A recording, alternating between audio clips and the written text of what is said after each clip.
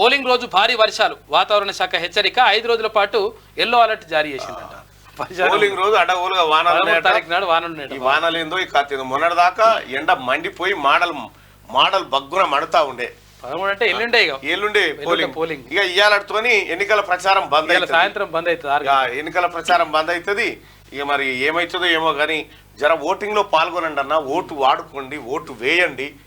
Vote చాలా విలువైంది.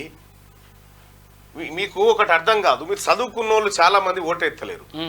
మీరు వేయకపోతే ఈ చదువు రానోళ్ళు, ముసలోళ్ళు, పేదోళ్ళు ఓటేయడం వల్ల వాళ్ళకు ఏ నాయకుని ఎన్నుకుంటున్నాం అనేది తెలుస్తలేదు. తెలియక వాళ్ళు మీరు వేస్తే కదా మీ ఓటు షేర్ యాడ్ అయితే కదా ఎవరైతే మంచోళ్ళో వాళ్ళు గెలిచేటువంటి అవకాశం ఉంటుంది. దయచేసి మీరు అందరూ ఓటింగ్ లో పాల్గొనాల్సిందిగా మీ అందరినీ రిక్వెస్ట్ చేస్తా ఉన్నాం. ఎందుకంటే ఓటింగ్ చాలా ఇంపార్టెంట్, ఓటింగ్ శాతం పెరిగితేనే మంచిది. అయితే ఈ ఎలక్షన్ కమిషన్ కూడా ఓటింగ్ లో పాల్గొనమని చెప్తా ఉన్నారు, కానీ మేమేసినటువంటి ఓటు సరైన వ్యక్తికే పడుతుందా లేదా అనేటువంటి అనుమానాలు ప్రజల్లో ఉన్నాయి. మీరు బూత్ వైజ్ గా ఎంత శాతం పోలైంది అనేది పోలైన వెంటనే ప్రకటించే సత్తా ఎలక్షన్ కమిషన్ కు ఉందా?